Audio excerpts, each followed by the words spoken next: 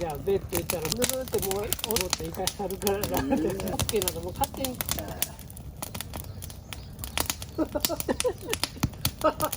でも一旦おまうるしね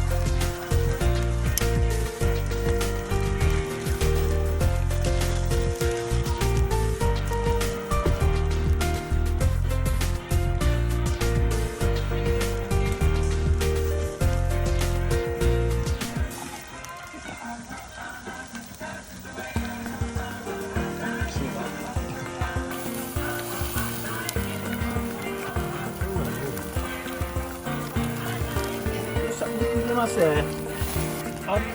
汗かいてきた。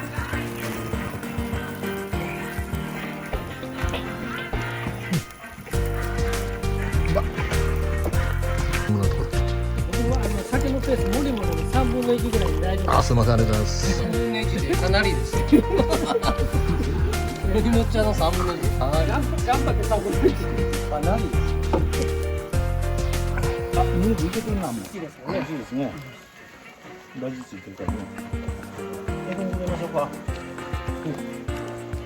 あ、うまい。しいたけは踊ってエリンギの頭ですか。そうです。しいたけは頭ですか。そうでしょ。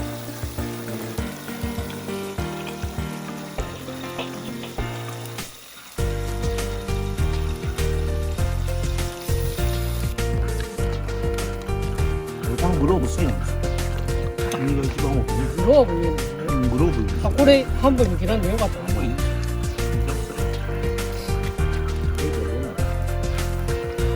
ここら辺も膨らん出したら大丈夫です。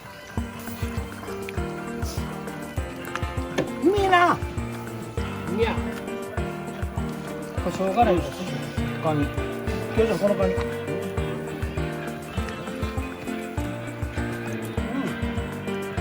うまい。食べるの邪魔くさいですね。美味しいねだよね。色変わる前に焼きが一番いいですよね。足もね。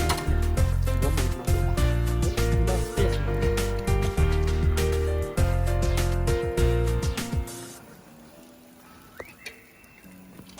このハタハタ大きいですね。小餅でっかくじゃない。あ、バターの代わりにオリーブオイルかけたらね。あ、でもなくなってる。ある程度ね。もうすごい。